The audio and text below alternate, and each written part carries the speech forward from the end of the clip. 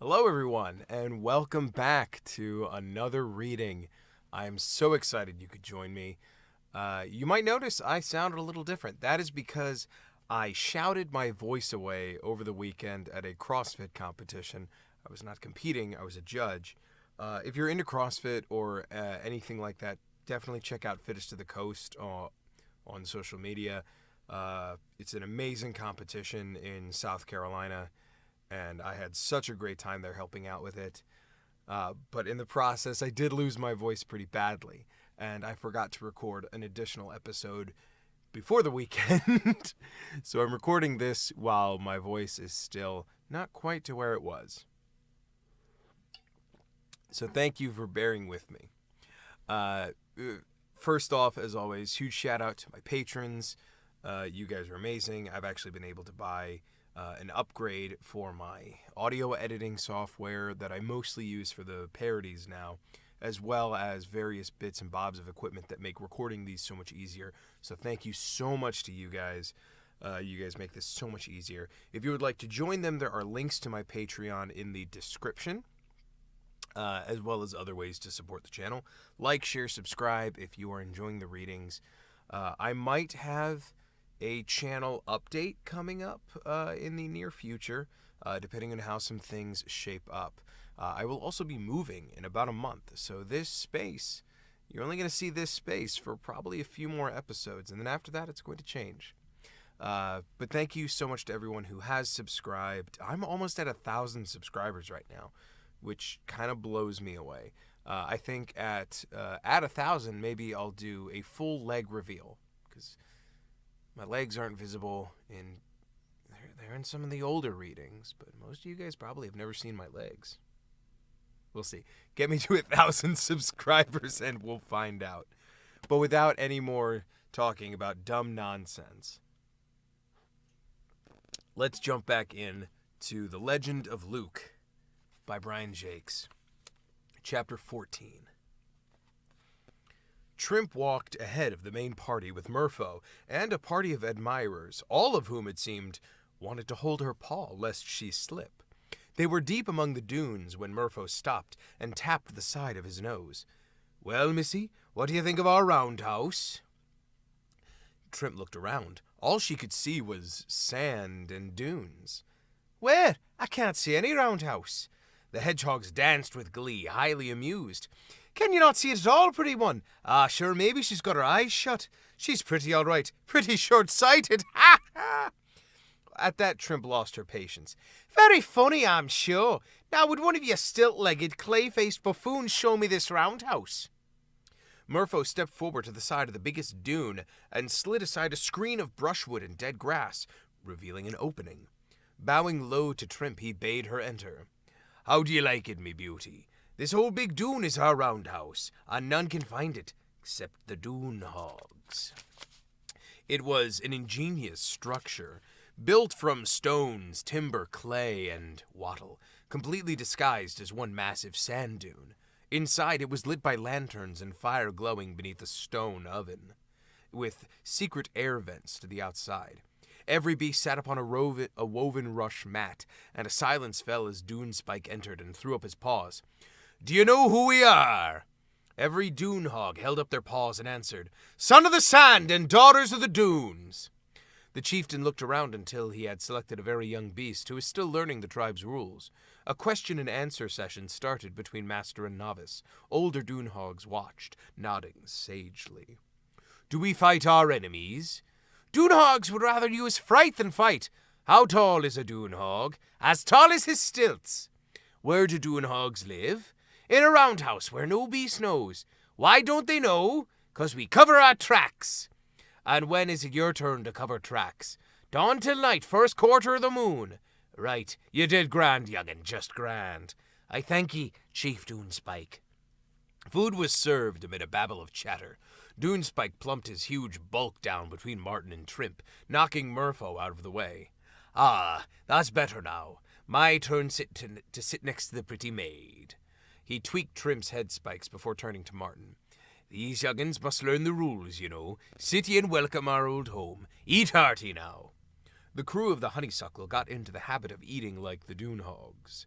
There was a board piled high with wafer-thin rye flour pancakes, and between each 4 creatures 2 earthenware pots were placed, steam rising from both. One of the pots contained a thick stew, consisting of overboiled potato, finely chopped cabbage, wild onions, and various types of shellfish. This was spooned onto a pancake and rolled up carefully. One end was twisted a couple of times to stop the contents from spilling out. Gonf was an expert within seconds. He nudged a nearby dune hog.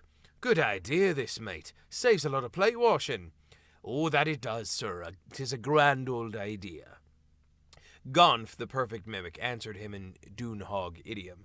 "Ah, sure, 'tis grand, grand, grand." Every beast within hearing chuckled appreciatively. When the first pot was finished, there was still about half the amount of pancakes left.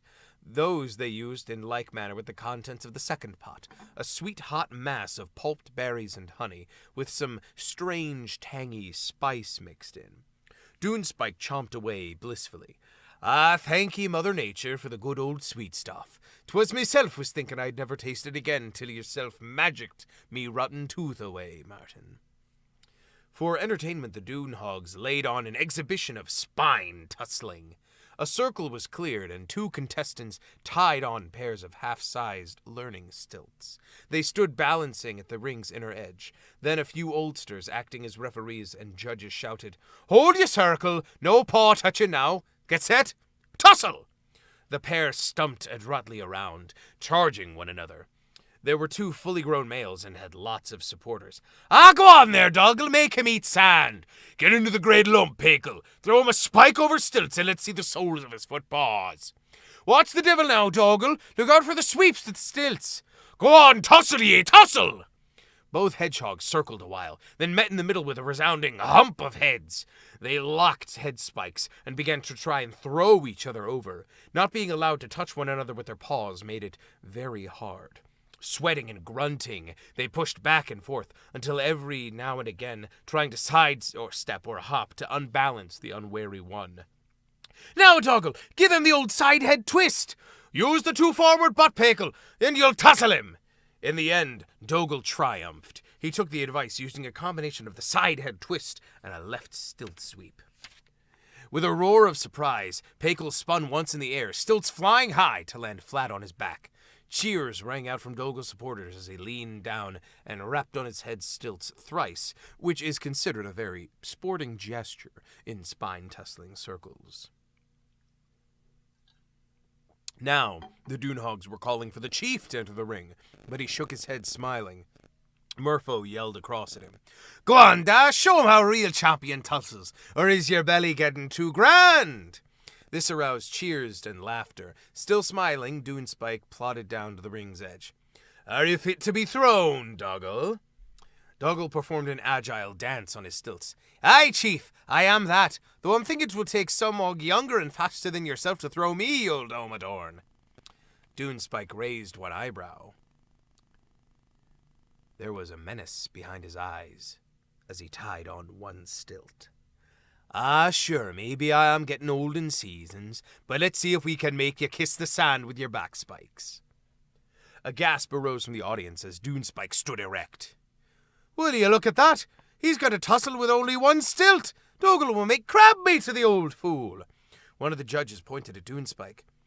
"Do you not know you're only wearing one stilt, Chief?" "I do." "And you wish to tussle like that tonight?" "I do." The judge shook his head in resignation. "Right, hold your circle now. No paw touching. Get set. Tussle!" The agility and skill of one so old and heavy shook Martin. Dunespike bounded across the ring on his one stilt, meeting Dougal, who had not yet gotten halfway across. Down went the chief's huge head, spikes bristling, and he caught his opponent a mighty butt, locking spikes and twisting powerfully. Dougal went sailing through the air sideways to land amid the spectators. Roaring with laughter, Dunespike hopped over to knock his opponent's stilts thrice amid wild applause. Then he looked at Martin. "Would you like to tie the old stilts on and tussle with me, Martin of Redwall?" Shaking his head, Martin held up both paws, laughing. "I'd sooner tangle teeth with a shark than tussle with you, sir. You're a warrior born." Gonf chimed in. Martin's a warrior too, you know, and he's a grand one with his old sword. Let him show you. Martin shook his head wearily at the mouse thief. Gonf, if you want any exhibitions of sword dancing, you can do them yourself. I don't like showing off every time we meet new friends. Gonf shrugged glumly. Trimp felt sorry for him and immediately tackled Martin. It's not a case of you showing off, Martin. It's wanting to show you off to our friends. He's so proud of you, as we all are. Couldn't you manage just one little example of your blade skill? Martin threw his paws about them both. When you put it like that, I've got no option, missy. Forgive my bad manners to you, Gonf. Right, let's see what we can do with these stilts. At Martin's request, the dune hogs thrust 2 stilts upright in the sand and balanced another across their tops. The 3 stilts looked like a door frame standing freely in the middle of the ring. The warrior bade every beast stand clear. A silence fell as they eagerly watched Martin take up position, holding the sword over one shoulder in a classic fighting stance. After weighing the stilts up, he hopped a half pace, went back into action with a roar. Red Wall! Like a shimmering blur of light, the fabulous blade hit the topmost horizontal stilt, sending it flying in the air. Almost within the same breath, the sword zipped left, then right, chopping both the upright stilts clean through their middles. Before the top stilt had hit the ground, Martin's sword severed it in mid-air. Even before the thunderstruck audience could shout or applaud, Martin had sheathed his battle blade and was sitting calmly next to Dune Spike. Amid the tumultuous applause, stamping footballs and rattling spikes, the hedgehog chieftain found his voice. Well, stagger me spikes and pickle me paws. Martin of Redwall, you'd be a useful mouse to have around any place. I thought me own 2 eyes were telling fibs to me. Sure, I don't believe I seen what you did, sir. It was enough to end the battle play. A great old hogwife took out a curious stringed instrument and began twanging it with her head spikes. Another began shaking a tambourine, and a third took out his little paw drum and beat a lively tattoo. Murpho seized Trimp's paws. Can you dance and sing, miss? Trimp skipped down to the ring ahead of him. Just try me. I recognize this tune. 'Tis Hog Stamp Paw Clap.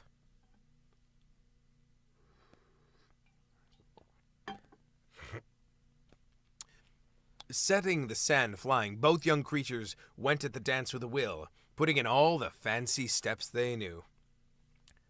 Hog stamp, paw clap, all around the floor. Shake those paw spikes, what they're for. Day is ended, work is done. Hog stamp, paw clap, everyone. Curtsy the pretty maid, bow down, sir. You've never done with one so fair. Take your partner, 1, 2, 3. Swing to the left, love, follow me. Rap, rap, rap, let's hear those paws. I'll stamp mine if you stamp yours. Round and round, now up, jump high. Look at that young hog maid fly. Hog stamp, paw clap, clap to the right. I could dance with you all night. Skip to the middle of the ring. Raise your voice, let's hear you sing. Can't you see, merry are we? Here's the land and there's the sea. Promenade, let's hear you say. On ears, partner, jig away. With a hog and a stamp and a clap, clap, clap. Raise the dust and slap, slap, slap. Raise the drum and pluck those strings. Ain't we all just lucky things? Easy with those spikes now. Hedgehogs! As Trimp and Murpho halted, the music struck up again, and nearly every beast began dancing. Dune, Spike, and Martin sat tapping in time with tankards of sea foam, a fine beer that the Dune hogs brewed themselves. Martin smiled as he watched Chugger kicking up his heels with a tiny hog maid, and leaned towards Dune Spike. Guess who's just changed from a squirrel to a hedgehog? Yesterday he was a sea rogue captain. Dune Spike took a deep swig and wiped a paw across his mouth. Ah, good luck to the little sprig, says I. See, Martin, your old pal the otter thinks he's a bit of an old hedgehog, too. Martin was amazed at the transformation that had come over Fulgrim. The scarred otter was roaring with laughter as he whirled a hogmaid round and round. Dune Spike nudged Martin. Sure, and I wish that otter was one of me hogs. The boyo looks like he'd stand no buck from any beast. The warrior winked at his friend. That's the truth, mate. No beast messes with Fulgrim twice. Dune Spike was still watching Fulgrim as he answered. Beasts without fear are far and few. I knew as soon as I clapped eyes on you and Fulgrim that you were 2 of the rare old stock. Only other 2 I ever heard of was a mouse like yourself and a black squirrel. 'Twas said that they were a grand old pair of battlers who didn't know the meaning of the word fear. No, sir. Martin came alert. What were their names? Where did they come from, Chief? Do you know? Doonspike had eaten and drunk copiously, and he was tired. Do you know, I'm not certain. The mouse had a sort of name, a short one. The squirrel, now, was her name, Rangfarl or something. I can't think properly some days. My old head must be turning muddled from all that spine tussling. Wait now, I heard it said that the young mouse came from up north of here, up the coast a ways, though 'tis myself I'd be lying if I told you any more. Sometimes I wonder if there are more butterflies flying round me head than there are on the old Doon flowers. Martin patted the old chieftain's paw. Never mind, matey, though I'd be obliged if you'd tell me how far the North Shore is. Doonspike lay on the rush mats and yawned cavernously. Oh, 4 days about. You'll easily know, 'cause the weather gets much colder and you'll see a great old rocky point sticking out the sea. Martin, I can't keep me eyes open, so I'll bid you good night and peaceful dreams. When the festivities had ceased and the lanterns had been doused, Martin sat awake in the firelight's glow. All around the Doonhog shelter creatures sprawled, snoring, murmuring, some even chuckling or singing broke in snatches of song in their sleep. For some reason, unbeknown to him, a great weight lay on him, and tears sprang unbidden into his eyes. Then the warrior realized what the cause of his distress was. He had been laughing, singing, and drinking, eating and dancing, with hardly a thought for them. Them being the father and mother that he could hardly remember, who had lived only 4 days away from the place where he now sat. A vision of a ship sailing off into a snow-swept day sprang into his mind, a memory of overwhelming sadness and pain. He gripped his sword tightly, knowing it was the only link between himself and the small young mouse who stood on the shore, watching the ship vanish into swirling snow and heaving waves. Weariness overtook Martin of Redwall. He lay down and let his eyes close. The mouse, the ship, and that long-ago day grew dimmer and dimmer, then vanished into the realms of a merciful, dreamless sleep. And that is where we'll call today's episode. Again, thank you so much, guys, for joining. I do hope you enjoyed that episode, that chapter. I feel like at some point I should apologize to the entirety of the UK and all of England, Britain, Wales, Ireland, Scotland. Thank you guys who are from there for bearing with me. I hope you join me again next week for the next chapter.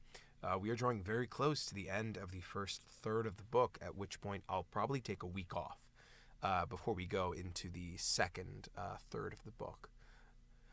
But until then, I hope you guys stay safe. Again, thank you to my patrons. If you'd like to join them, links in the description. Like, share, subscribe. If you want to be notified when the videos are scheduled to go live, go ahead, hit the bell. I know that the YouTube is not particularly kind to people's subscriptions and recommendations. But thank you so much for your support, guys. Even just watching means the world to me. I hope you enjoy it. I hope I see you next week. Be safe. Wash your hands. I hope you have a good week. Bye, guys.